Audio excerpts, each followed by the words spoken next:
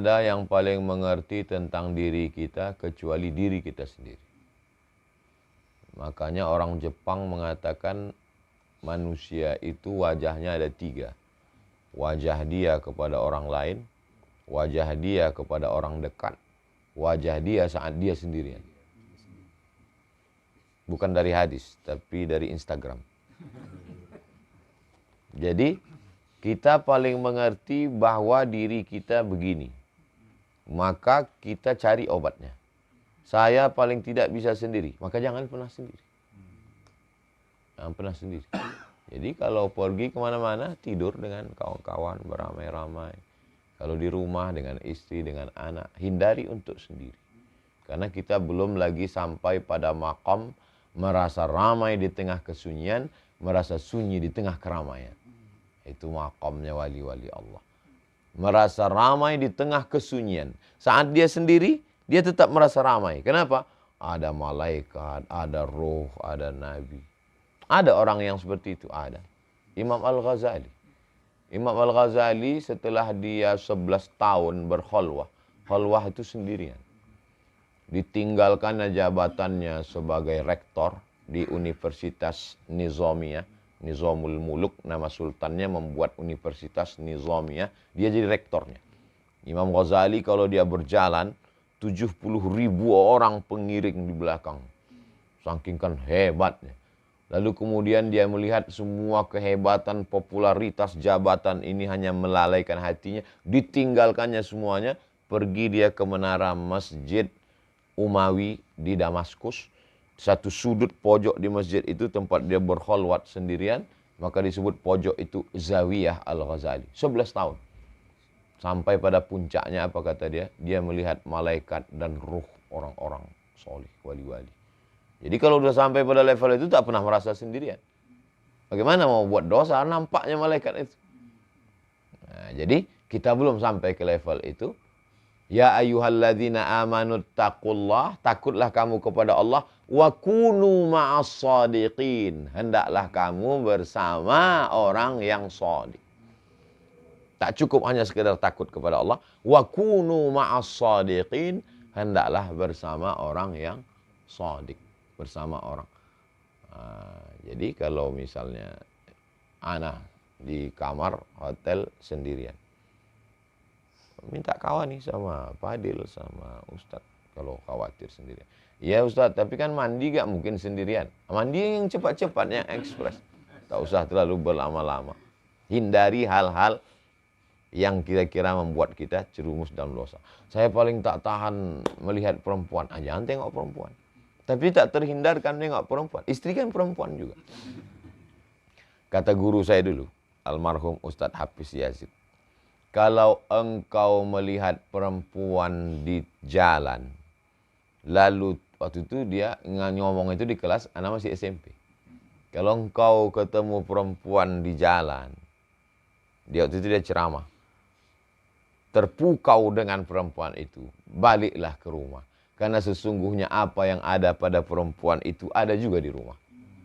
Kata dia. Dia sedang mengatakan bahwa setiap permasalahan yang dihadapi orang, ada solusinya. Bahwa setiap kita ini punya penyakit. Macam-macam penyakit orang. Ustadz Somad, saya ini tak bisa dekat dengan laki-laki. Padahal dia juga laki-laki. Berarti benar sebenarnya laki-laki. Itu lebih berat dari ujian kita. Ada orang yang macam itu. Berat ujian. Itu berat itu. Itu mesti pakai psikolog, psikiater. Terindikasi homoseksual. Dan tak ada yang paling mengerti itu. Kita, diri kita sendiri yang paling mengerti. Nah, jadi kita obati diri kita, ada usaha, ada ikhtiar, ada zikir, ada salawat, ada doa. Tapi kembali lagi, itu pun juga ujian dari Allah. Maka kita minta kepada dia, ya muqallibal qulub. Makanya kejahatan itu dibagi pada 2. Inna sholata tanha 'anil fahsya wal munkar.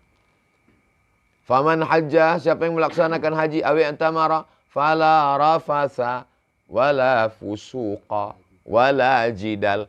Ternyata ada 3. Tidak hanya sekedar fahsya dan mungkar, tapi ada rafasa, ada fusuk, ada jidal. 3. Rafasa seksual. Fusuk kejahatan non-seksual. Jidal, tidak seksual, tidak mungkar, bukan korupsi, tapi lisan. Jadi ada orang secara seksual dia soleh, setia kepada istri. Tidak homo, tidak kejahatan seksual. Secara mungkar juga dia tidak mungkar, tidak korupsi, tidak makan haram. Tapi lidahnya. Ada pula orang lidahnya santun, lembut. Dan dia tidak korupsi. Tapi kenanya di seksual. Ada pula orang seksualnya santun, baik, tidak nakal, tidak neko-neko, tidak macam. Lidahnya juga. Tapi masalah duit. Jadi kita selalu ada 3. Kesempurnaan adalah tentu selamat 3-tiganya. Seperti Nabi Muhammad SAW. Kejahatan seksual, kejahatan mungkar, kejahatan lisan. 3 ini kita usahakan, mudah-mudahan selamat kita insya Allah.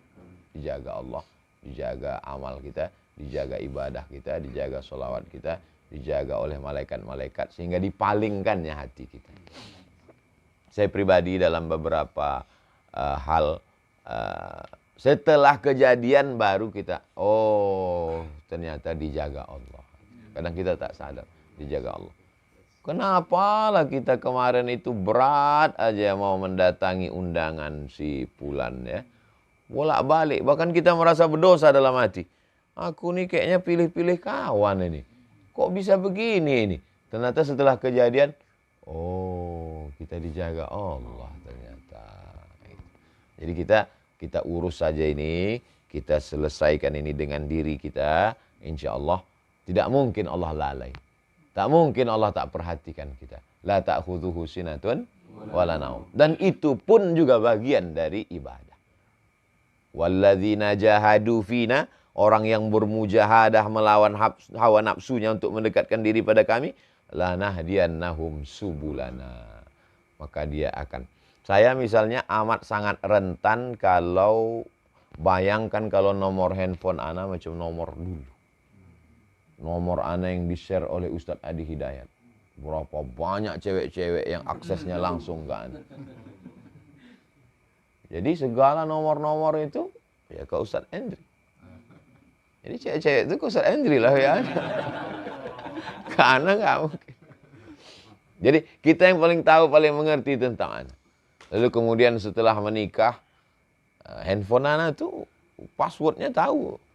Anak handphone tak pernah pakai password. Sebelum menikah tak ada password. Cuman ternyata pas sedang ceramah, begitu dibuka, dia udah nelpon banyak. Rupanya handphone ini kalau tergeser-geser, dia geser sendiri dan miss call sendiri.